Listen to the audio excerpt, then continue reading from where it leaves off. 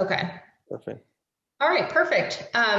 Felix, thank you so much for the introduction, and thank you to all of my colleagues within the radiology department for inviting me to be a part of this today. I've really been looking forward to this. Today, I'm going to talk on a topic that is of particular interest to me, and that is bone health and its interrelatedness with the concept of relative energy deficiency in sports. I have no disclosures. And I wanted to start with a case presentation.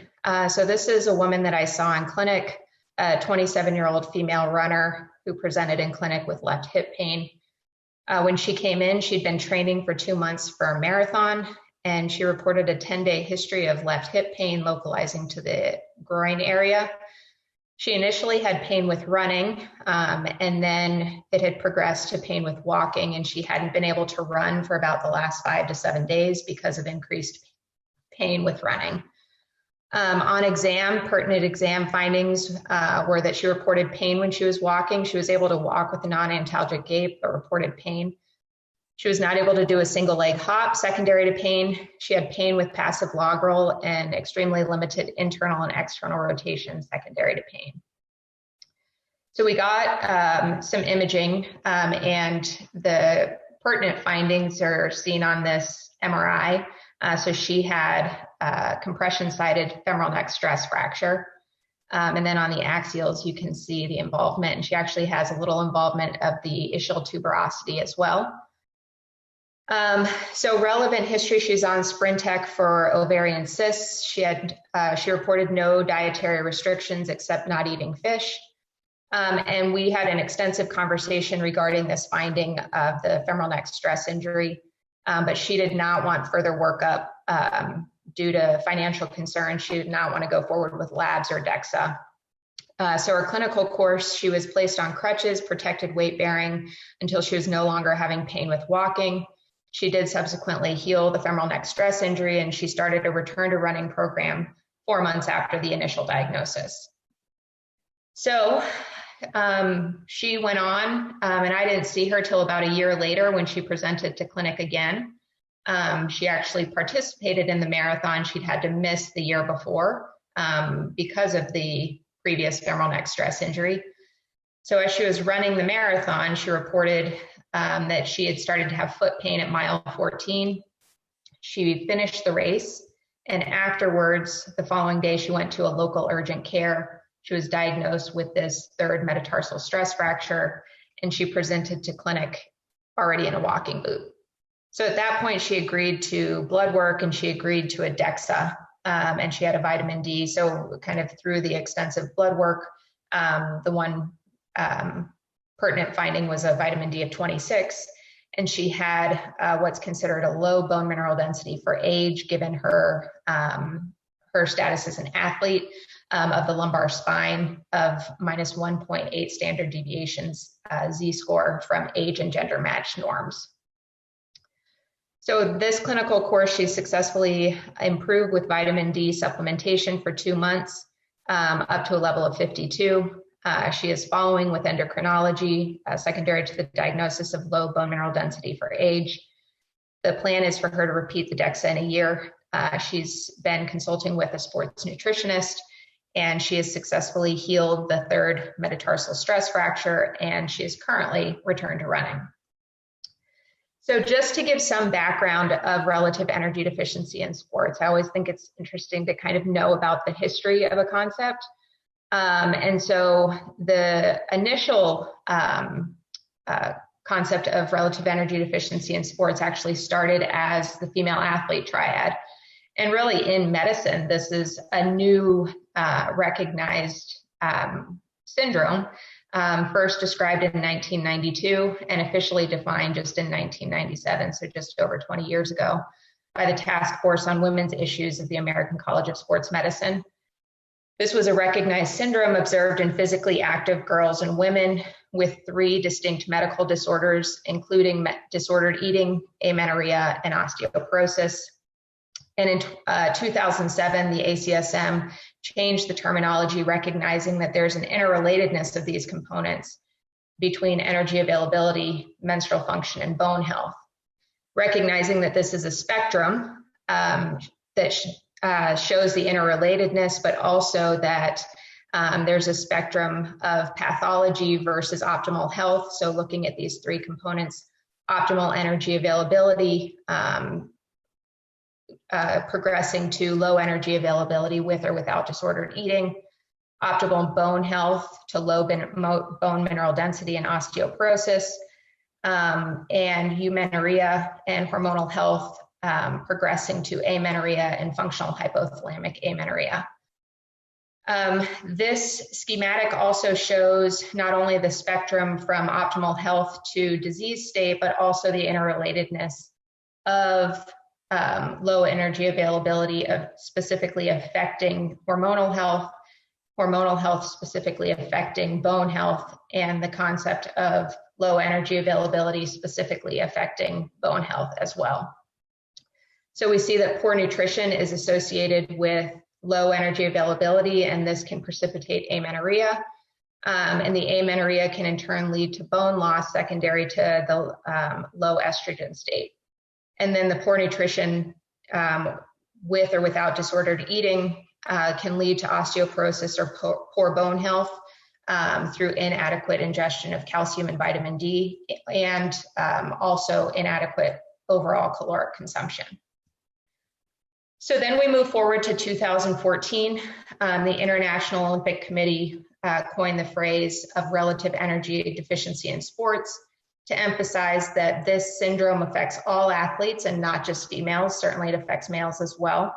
And it also recognizes that insufficient calorie consumption to support the level of exercise energy expenditure compromises physiologic processes that go beyond just the bone and hormonal health. And it also incorporates the concept that low energy availability in sports can negatively affect the athlete's performance as well. So this is a schematic different from the model that we saw explaining female athlete triad. This schematic of relative energy deficiency in sports places the energy deficiency in the middle of the schematic, and off to the right you can see the components of the triad with hormonal health and bone health, but also the other physiologic processes that are now recognized to be affected by energy deficiency in sport. Endocrine effects, metabolic effects, hematologic effects, growth and development, psychological effects, cardiovascular, GI, immunological.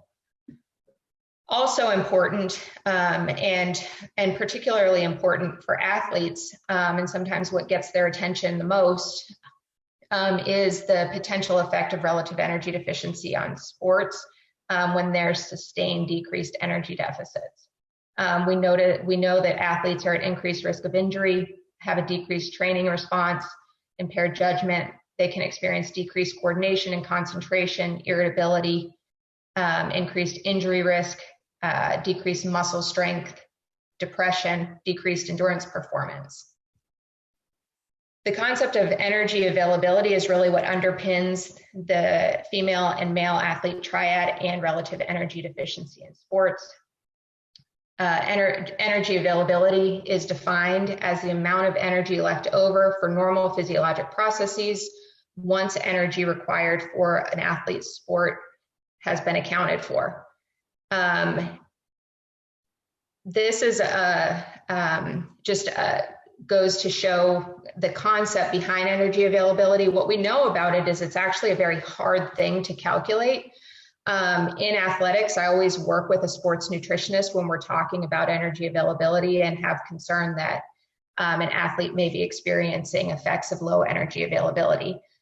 The part that I always want to drive home with people is that there are a couple numbers to remember with this. So energy availability greater than 45 kcals per kilogram of fat for your body mass per day is recognized to support normal physiologic processes. And we start to see negative effects, including negative effects on metabolism, negative effects on reproduction, and disrupted bone metabolism less than 30 kcals per kilogram fat-free body mass. As I said, energy availability is a difficult thing to calculate. So when do we clinically suspect low energy availability? In adults, a BMI of less than 17.5 or a reported history of significant weight loss, really anytime. Oftentimes I'll ask 1 month, 3 months, 6 months over the last year. And in adolescents, we don't specifically use a specific BMI, but we use the BMI percentile method for calculating an estimated body weight. And so suspicions it should be increased for low energy availability when the BMI is less than 85% of expected body weight. Oftentimes for adolescents, the use of growth charts is helpful because with some athletes, they may not have lost a lot of enough weight to be below that 85 percentile, but they may have fallen off their growth curve, which can be an indication that they may be experiencing the effects of low energy availability. So going through the concept of relative energy deficiency and low energy availability, I want to kind of pick out that one piece of the bone health and focus a little bit more on that. Bone stress injuries are usually how I see these athletes present to clinics. So they don't come in saying, I have relative energy deficiency in sports. They come in with a bone stress injury. And that's typically how I see them. And so I'd like to delve a little bit more into that, that clinical picture. So bone stress injuries are overuse injuries caused by repetitive submaximal mechanical stress, which results in structural fatigue and abnormal bone remodeling. And we know that it's a continuum that starts with stress reactions and can progress to complete fracture. And bone stress injuries account for about up to 20% of overuse injuries in athletes. So it's super common. When an athlete comes in with a bone stress injury, it's important to kind of think about all the different risk factors that may be contributing. So intrinsic risk factors specific to the athlete, and then extrinsic risk factors. Some of the intrinsic risk factors for bone stress injuries, as we've just talked about with relative energy deficiency in sports, there's certainly the risk factor of sustained inadequate calorie consumption to support the level of physical activity. There's the concern for the possibility of a low estrogen state as we see with functional hypothalamic amenorrhea. Genetics plays a role, biomechanics, leg length discrepancies. If they have pes planus or pes cavus, their lower leg alignment, muscle weakness and tightness. And some of the extrinsic risk factors that we recognize are sustained excess mileage or hours of training, ramping up mileage or hours of training too quickly. Training surface certainly does play a role as well, poor technique, and other things like smoking and alcohol consumption. We know that bone remodeling is a dynamic process and relates to the interplay of two opposing signals, those of the osteoblasts and osteoclasts, with bone formation and bone resorption. We also know that estrogen is necessary for the building of bone. So in these female athletes, when they come in with low estrogen secondary to functional hypothalamic amenorrhea, we know that bone loss occurs because bone growth is decreased while the bone resorption continues. And we know that these athletes are at risk for bone stress injuries as a result. So when I'm seeing athletes in clinic, who's at risk for energy deficiency and developing these injuries? Certainly, initially, there was a lot of focus on athletes who participate in weight-sensitive sports, in which leanness and body weight are important, maybe for performance, like cross-country running and cycling, appearance with gymnastics, dancing, cheerleading, or if there's a sport such as wrestling, rowing, or martial arts where there may be a weight category. However, we know now, over the last several years of working with athletes, that the index of suspicion for relative energy deficiency in sports is really can potentially affect any athlete in all types of sports. In 2007, there was a study looking at 671 stress fractures in collegiate student athletes, and the highest rate of stress fractures were seen in women's cross country, followed by women's gymnastics and women's outdoor track. In this particular study, metatarsals were the most common location, followed by the tibia. This particular study, about 38% were metatarsal stress fractures and the tibia 22%. Looking through other numbers, though, in other studies, you'll find a little flip where the tibia is actually considered the most common site of bone stress injury. Metatarsals about 9%, and then femoral neck about 11%. But depending on the study you're looking at, you'll get little numbers changes, but these are commonly involved areas. The fibula can be commonly involved. And really the most common site of a bone stress injury varies from sport to sport. So in a soccer player, you may see a base of the fifth metatarsal fracture more commonly than you do versus a runner with a tibia or a metatarsal stress fracture. As we mentioned before, bone stress injuries account for up to 20% of overuse injuries in athletes. Looking at a couple different studies and incidence of bone stress injuries among female athletes, one study from last year found that number to be about 13%. Another study looking at the 1-year incidence in cross country and track and field athletes found the incidence between 5 and 20%. In 2012, another study found that 27% of female endurance athletes had previous diagnosis of a stress fracture. And this study actually brought in some of those other components of the triad in relative energy deficiency in sport, looking at the prevalence of menstrual dysfunction or hormonal dysregulation, and found that athletes with a history of menstrual dysfunction had a statistically higher rate of stress fractures. They also found other independent predictors, including compulsive exercise, amenorrhea, and lower leg lean tissue mass. In 2015, Ackerman did a study looking at 175 females between the ages of 14 and 25. In her study, she found 39% of amenorrheic athletes had a history of stress fracture versus about 6% of eumenorrheic athletes with a history of stress fracture. So statistically greater incidence of stress fracture in the amenorrheic compared to eumenorrheic athletes. Studies show that for athletes with a single triad finding, the risk of stress fracture is about 15 to 20%, and that increases to 30 to 50% with multiple aspects of the triad.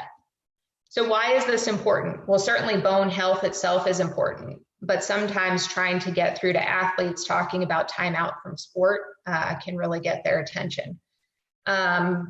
With bone stress injuries, time out from sport depends on the grade and extent of injury and which bone is involved. Oftentimes it'll be 6 weeks, 12 weeks, sometimes longer, and that's really just the beginning of when they can kind of get back to running or get back to dance or get back to the high impact training. This is a table just listing some of the low and high risk bone stress injuries and their locations. So lower risk stress injuries include the posterior medial tibia, the fibula, femoral shaft, calcaneus, and the second, third, fourth metatarsals, diaphyseal fractures.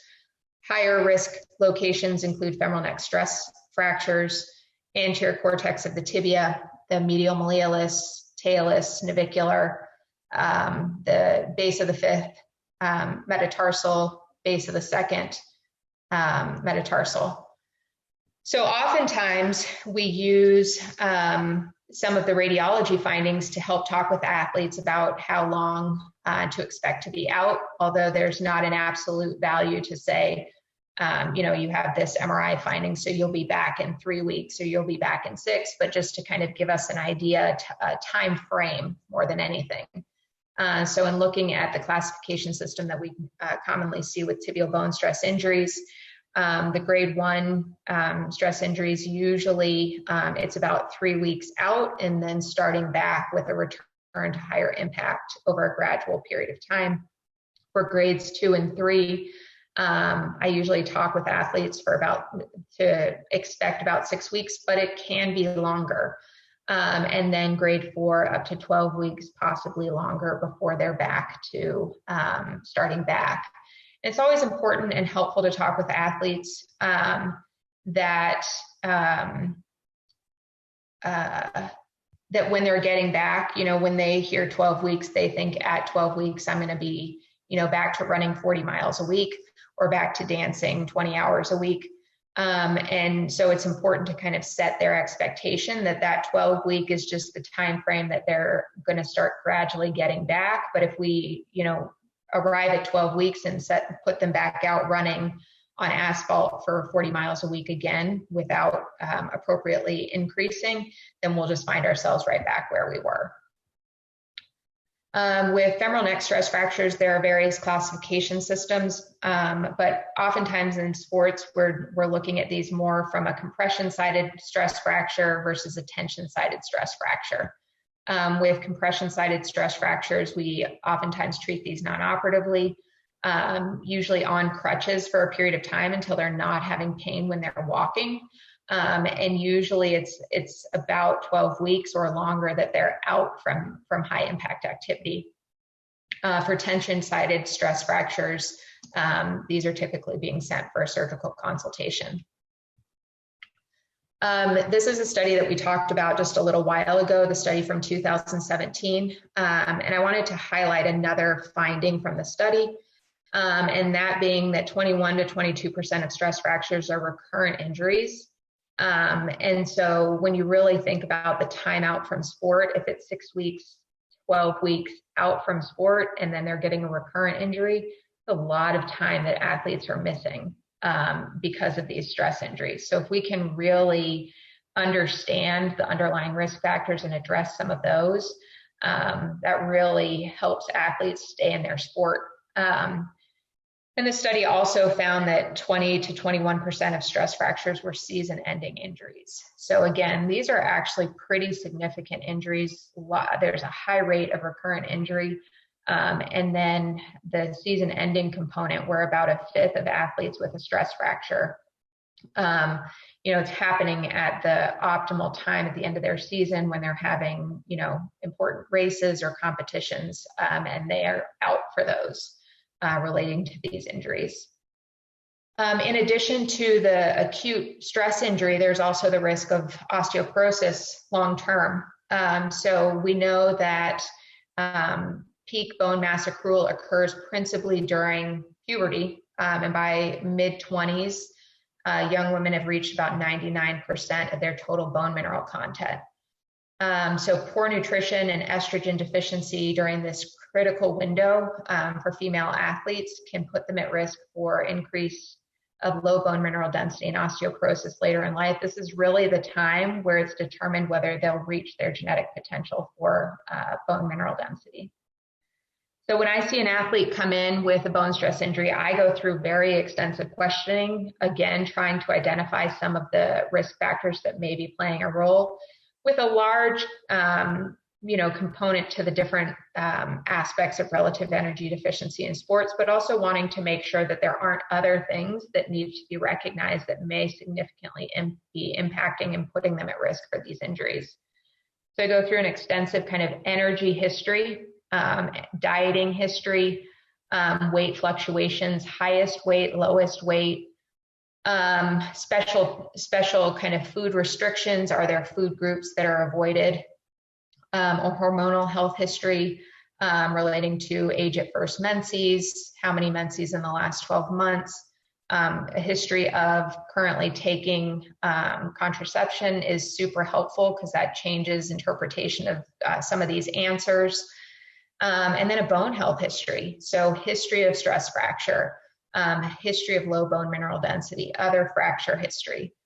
Go through an extensive medical history, celiac or other digestion problems, history of thyroid, other autoimmune diagnoses.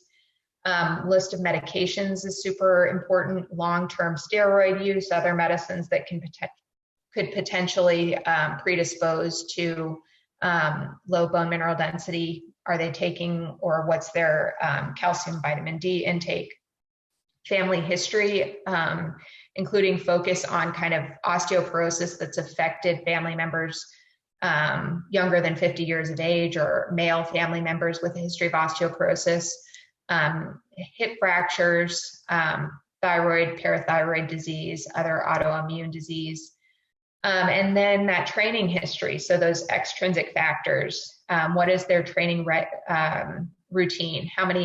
What's their mileage like in a week? How many hours are they dancing? How many hours are they practicing? Are they taking rest days? Do they cross train? What's the surface like? Running shoes, orthotics, all of these things can play a significant role. This is an extensive list of some of the labs and diagnostic tests that can be helpful in understanding an athlete's risk or underlying contributing factors to a bone stress injury.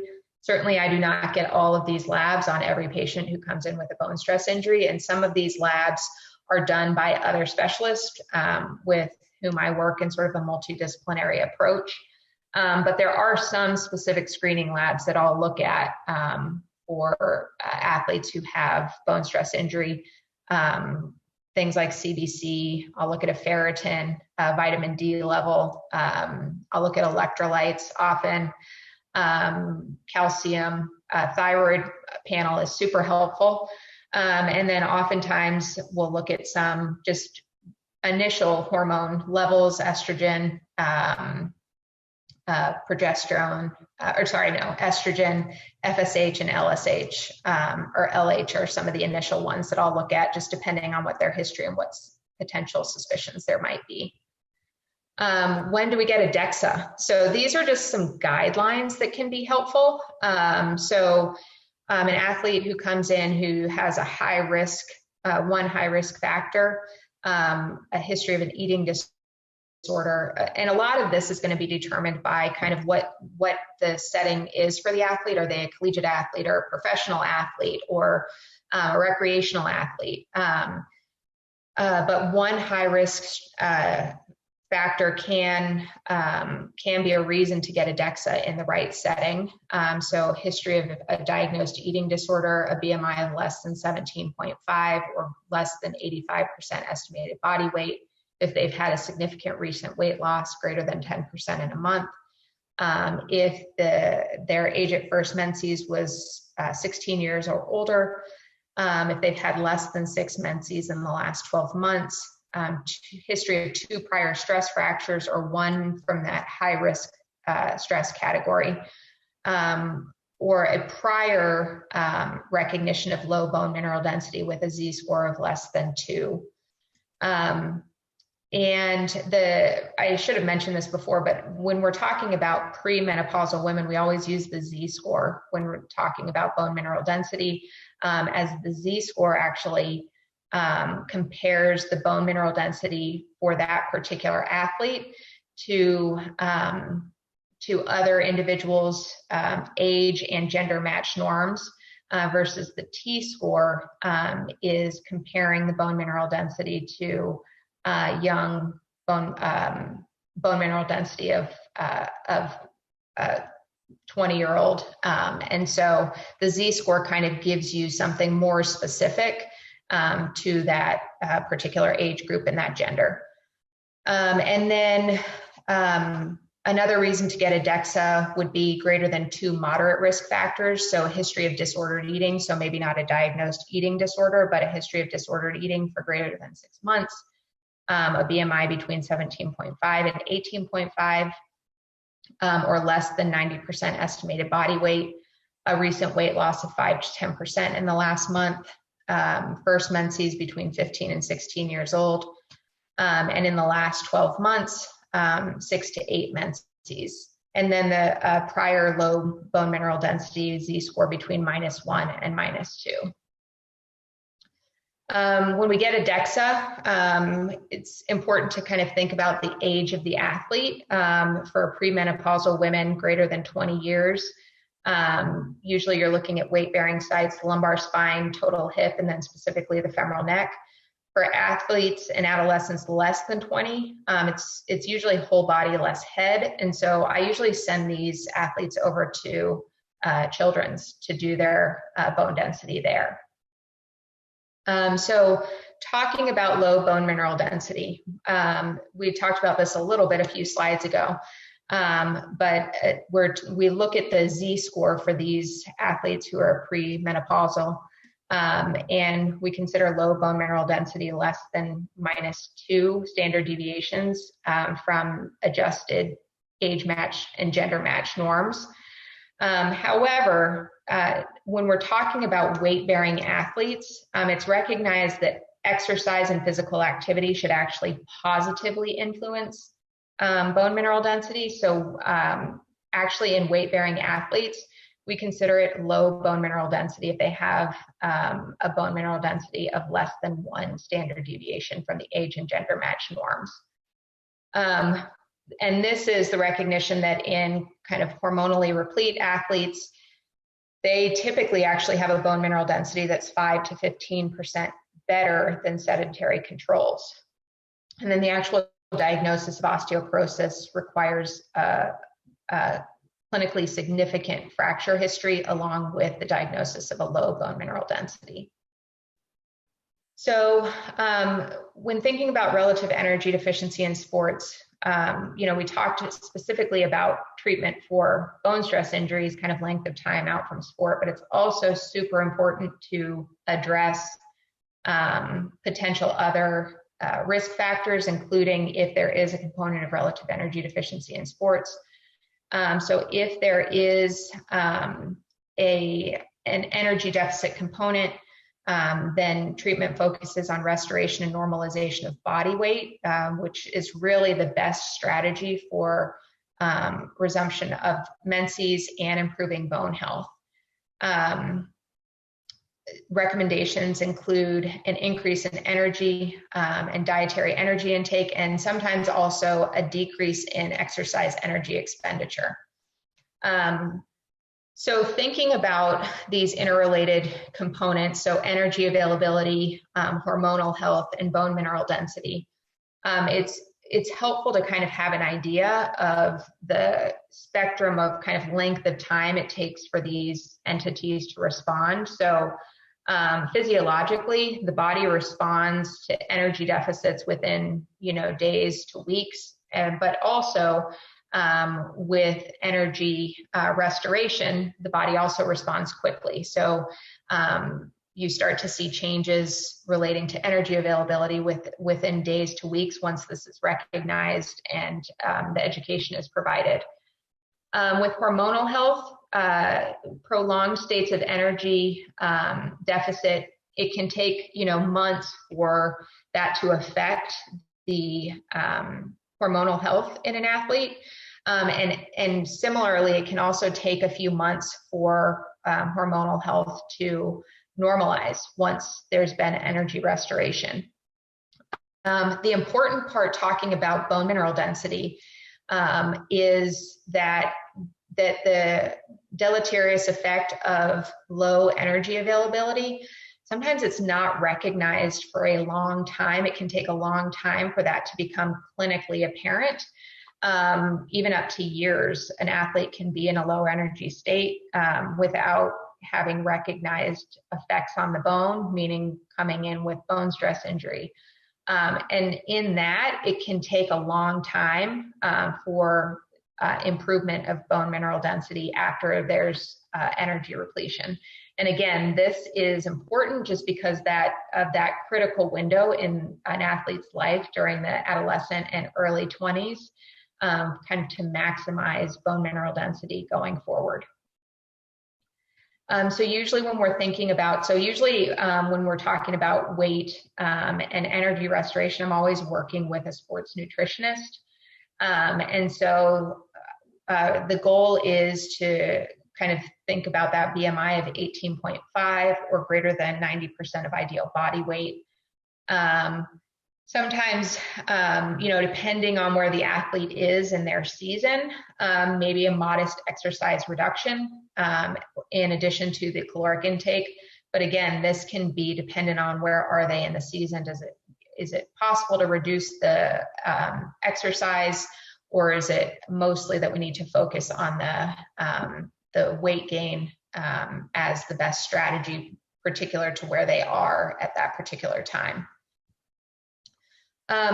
The best case scenario is that treating energy deficits is just a matter of education. For example, an athlete wants to kind of be their best, and so they, have developed sort of ideas that avoiding carbohydrates or eating mostly a plant-based diet is going to help them be their best. And in those cases, it may just be an educational piece to talk about the importance of nutrition and not restricting food groups. And in those cases, athletes are very amenable to making the changes once they have the education piece. There can also be, in the idea of disordered eating, there can also be a mental health component to it for some athletes, and may require the participation of a mental health specialist in some instances.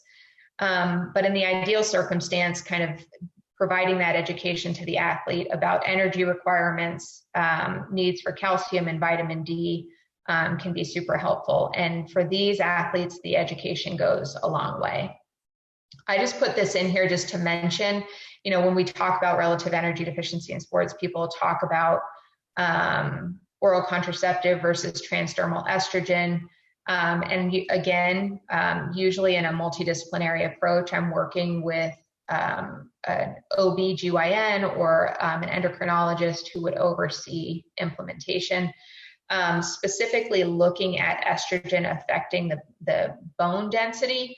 There have been some initial studies looking at transdermal estrogen actually having more of an impact just because of its metabolism through the liver and how that's metabolized versus the oral route.